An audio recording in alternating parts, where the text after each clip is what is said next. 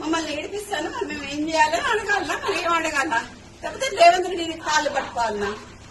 కాళ్ళు పట్టుకుని ఈ మాటలు మాట్లాడకండి అని మా అమ్మకి నేను చెప్పాలనా? ఏం చెప్పాలండి? చాలా బాధాకరంగా ఉందండి నేను మాట్లాడడానికి, ఇట్లాంటి మాటలు మాట్లాడడం నేను నిజంగా చాలా బాధాకరంగా ఉంది. ఎందుకంటే మా అమ్మ ఫైర్ బ్రాండ్ అండి. ఫైర్ బ్రాండ్ అయి ఉండి ఇవాళ తను ఎన్నిసార్లు కంటతడి పెట్టినా నాకు తెలుసు, డాక్టర్ గా నాకు తెలుసు. ఎందుకమ్మా ఫైల్ ఇవ్వవు అని నేను బోనమ్మా, నా ఫైల్ ఇవ్వలేను, ఆయన దగ్గర ఒకటి ఎట్లా పడతాం అట్లా మాట్లాడతాడు అని ఉన్న మాటలు ఉన్నాయి. రేవంత్ రెడ్డి అండి ఏది పడితే మాట్లాడతాడండి ఆయన.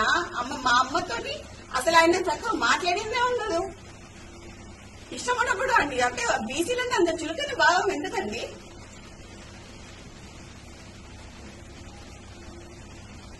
ఒక మీటింగ్ జరిగిందండి ఢిల్లీలో.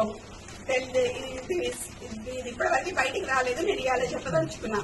ఢిల్లీలో అందరూ ఖర్గే గారు ఉన్నారు, అందరూ మీటింగ్ జరుగుతున్నప్పుడు అందరు మంత్రులు ఉన్నారు, సీఎం ఉన్నారు, ఖర్గే ఉన్నారు, అందరు ఉన్నప్పుడు మా అమ్మ ఏం మాట్లాడింది అని అంటే, కొంచెం అడ్మినిస్ట్రేషన్ ప్రాబ్లం అవుతుంది, పిఏ మీకు అందజేస్తున్నారో లేదా మాకు తెలియదు.